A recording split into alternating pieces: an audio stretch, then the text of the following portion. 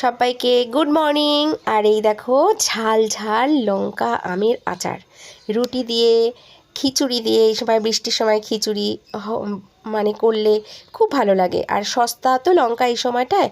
তো আমি দেখো 500 লঙ্কা নিয়ে এসেছিলাম। তো ছোট করে ভিডিওটা দেখিয়ে দিই। গতকাল রাতে আমি দেখো কথিলা, মৌরি আর মিছরি ভিজিয়ে রেখেছিলাম। তো সেটা ছেলেকে দিয়ে দেবো, আমি একটু খেয়ে নেবো। এই কথিলা, তারপরে এই মৌরি, মিছরি আমি প্রায় করে থাকি এই সিজনে। তো যারা পুরনো ব্লগ দেখো আমার, তারা তো জানো এটা আমি করি, শরীরের জন্য এটা খুবই উপকারী একটা জিনিস। আর এই যে ছেলেকে দিয়ে আমিও খেলাম। আর হাজব্যান্ড কিন্তু এই সময় অফিসে চলে গেছে। তারপর ছেলে পড়তে বসেছিল, আমি চলে গেছিলাম মায়ের বাড়ি, দেখো মার বাড়িতে।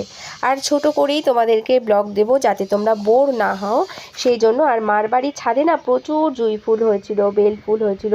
বৌদি পুজো দেওয়ার পরও অনেকগুলো ছিল। তো বৌদি আর মা বললো নিয়ে আয় ছাদ থেকে। তো আনতে গেছিলাম, দাদার ছেলেটাকে দিয়ে ধরিয়েছিলাম ক্যামেরাটা, ও ভালোই ধরেছিল। এই দেখো কত ফুল হয়েছিল। তো বাড়ির জন্য নিয়ে আসলাম কয়েকটা। আর আজকে আর বাজারে যাওয়ার সময় হয়নি। আর তারপরে দেখো কতগুলো নিয়েছিলাম, আর উচ্ছে পাতা বড়া করার জন্য। তো বড়াটা আর হয়েছিল না। আর দাদার ছেলেটা দেখো ক্যামেরাটা কীরকম, 8 বছরের পুচকোটা ভালোই ঘুরিয়ে ঘুরিয়ে ক্যামেরাটা করেছে।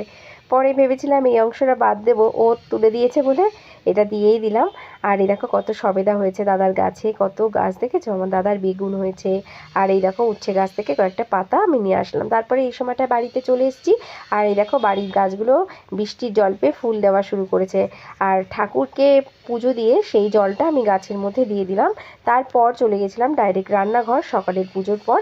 এই দেখো রান্না হয়ে গেছিলো। আজকে কিন্তু নিরামিষ রান্নাবান্না হয়েছিল, পটল ভাজা, কুমড়ো ভাজা, আলু ভাজা আর নিম বেগুন হয়েছিল। আর সাথে হয়েছিল আমের ডাল আর এঁচোড়ের তরকারি। আর এই যে পটল ভাজাটা তোমাদেরকে দেখিয়ে দিলাম। আর পাপানের জন্য ক্যাপসিকাম আর মাশরুম ভাজা, এটা লাল ক্যাপসিকাম ভেজে দিয়েছিলাম। আর মাশরুম ও ডালের সাথে মুখে দিয়ে খায়। তো এই দেখো টক ডাল, এই সময়টা জানো তো টক ডাল খেতে ভীষণ ভালো লাগে। এরপরে যখন বৃষ্টি বৃষ্টি পড়ে যাবে না, আর ভালো লাগবে না। তো এই দেখো হাজব্যান্ডের ভাতটা দিয়েছি। আর তোমাদেরকে দেখিয়ে দিলাম এই যে এঁচোড়ের তরকারি, ডাল ভাজা আর পটল ভাজা। আর এই পাতের পাশে দিয়ে দিয়েছি হচ্ছে বেগুন ভাজা, এই নিম বেগুন ভাজা। আমি কিন্তু গা হাত পা ধুয়ে চলে এসেছিলাম দুপুরে ঠাকুরকে খেতে দিতে, আর ঠাকুর পরিষ্কার করে রাখতে। গোপালকে খেতে দিলাম। সকালে যে ফুলগুলো দিয়েছিলাম সেগুলোকে সরিয়ে দিয়ে আর সমস্ত কিছু গুছিয়ে নিলাম। এই দেখো দুপুরের পুজো দেওয়া আমার কিন্তু কমপ্লিট হয়ে গেল। এবার পুজো দেওয়ার পর সব সময় কিন্তু সামনেটা, আমরা যেরকম খাবার পর আমাদের খাবার টেবিল পরিষ্কার করি, তেমনই ঠাকুর পুজো দেওয়ার পর কিন্তু আমি সব সময় ঠাকুরের সামনেটা, ঠাকুরের বাসন এগুলো কিন্তু ধুয়ে রাখার চেষ্টা করি। 3বার দেই, 3বারই সেটা মেনটেন করার চেষ্টা করি। আর তারপরে আমি এবার খেয়ে নেব। আর এই যে ডালটা বেঁচে গেছিলো সেটা রাতের জন্য রেখে দিলাম। আর তারপরে দেখো খাওয়া দাওয়া কমপ্লিট। এবার টেবিলটা পরিষ্কার করে নেব। টেবিল পরিষ্কার করে নিয়ে আমার কিন্তু খাওয়া হয়ে গেছে এই সময়। তারপরে আচারটা কিন্তু বানাবো। এই সমস্ত আচার বা এক্সট্রা জাতীয় যে কোনো কাজ যখন হয়, তখন দেখবে অবসর সময় করতে কিন্তু ভীষণ ভালো লাগে। বা করা, কেউ ডাকবে না, আমার হয় এটা, নিশ্চিন্ত মনে করব। আর এই যে ছেলেকে ফলটা ধুয়ে দিয়েছিলাম। আর ওই বেদানাটা না একদম আমাকে লোকটা ঠকিয়ে দিয়েছিল, নষ্ট। তো সেটা ফেলানো গেল। আর ছেলেকে একটু রস করে দেবো, পড়তে বসে গেছে। তারপর এই যে দেখো লঙ্কাটা যে শুকোতে দিয়েছিলাম, এটা ভালো করে না ধুয়ে নিয়ে আমি কিছুক্ষণ ওই হাওয়ায় রেখে দিয়েছিলাম। তারপরে ভালো করে শুকনো করে আমি কিন্তু, যাতে জল না থাকে, তাহলে কিন্তু আচারটা নষ্ট হয়ে যাবে। এবার কাঁচি দিয়ে আমি বেশি করে এ দেখো লঙ্কাগুলো কেটে নিয়েছি। আর ছোট ছোট আম পেয়েছিলাম, সেটাও নিয়ে এসেছিলাম। তো লেবুর বদলে লেবুর রস দিলে কিন্তু লঙ্কার আচার ভালো হয়। তো আমটাকে কুড়িয়ে নেব আর লঙ্কাটাকে ছোট ছোট করে কেটে নিয়েছি। আর মশলার মধ্যে দিয়েছি দেখো মেথি দিয়েছি 1 চামচ, আর সাদা জিরে, মৌরি 1 চামচ, আর দিয়েছিলাম কালো সর্ষে 1 চামচ, সাদা সর্ষে 1 চামচ, আর দিয়েছিলাম ধনেটা। আর এটা কালো সর্ষেও দিয়েছিলাম। দিয়ে এবার কড়াইতে চাটু বসিয়ে নিয়ে একটুখানি, চাটুটা যখন গরম হয়েছে তখন একটুখানি নাড়াচাড়া করে নেব, হালকা করে ভেজে নেব। বেশি ভাজলে কিন্তু আবার তিতো হয়ে যাবে।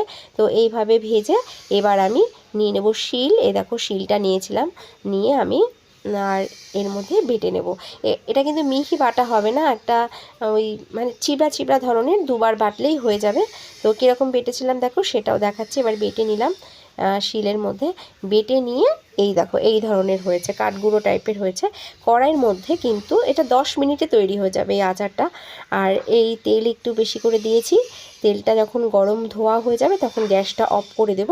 দিয়ে এবার যে লঙ্কাটা কেটেছিলাম সেই লঙ্কার মধ্যে এই গুঁড়ো যে মশলাটা আমি ভেজে গুঁড়িয়ে নিয়েছি সেটা দিয়ে দিলাম।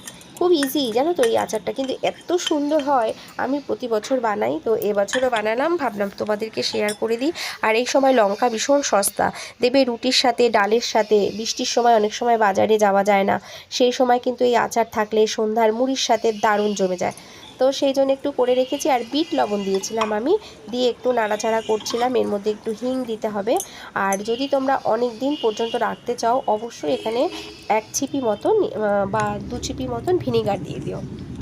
একটু হলুদ দিয়ে দেবো, নাহলে কালারটা ভালো লাগছিল না। আর একটু হিং, আমি কিন্তু হিংটা এর মধ্যেই দিয়ে দেবো। তো আমার যেটুখানি আচার হয়েছে সেটা কিন্তু অনেক দিনের জন্য না, আমি মাঝে মাঝেই করি এটা। আর পরে বেশি করে করে রাখবো। এই দেখো এবার ওই তেলটা যে গরম করেছিলাম সেটা যখন উষ্ণ উষ্ণ হয়েছে, দিয়ে আমি নাড়াচাড়া করে এই যে তুলে রেখে দিলাম। দেখো কি সুন্দর হয়েছে দেখতে। খেতে দেখা কতটা হয়েছে জানি না, পাত্রটা খুব একটা কাচের পাত্রে রাখলে ভালো হতো। আর যত থাকবে তত মজবে, আর খেতে ভীষণ ভালো লাগে। আমার ভীষণ ভালো লাগে এই আচারটা, তাই করে রাখলাম। আমার ছেলেও পছন্দ করে। আর এই দেখো এটা এবার রোদে যত রাখবো তত টেস্ট ভালো হবে। তারপর কিন্তু সন্ধে হয়ে এসেছিলো এটা বানাতে বানাতে। এবার চলে এসেছিলাম সন্ধ্যার পুজো দিতে।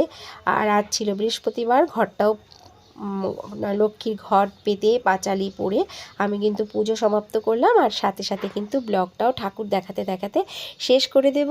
সবাইকে অনেক অনেক ভালোবাসা। আমার বিকেলের প্রার্থনা কমপ্লিট হয়ে গেছে এই সময়টায়। অনেক ভালো থেকো সবাই, সুস্থ থেকো। নেক্সট ব্লগে দেখা হবে সবার সাথে।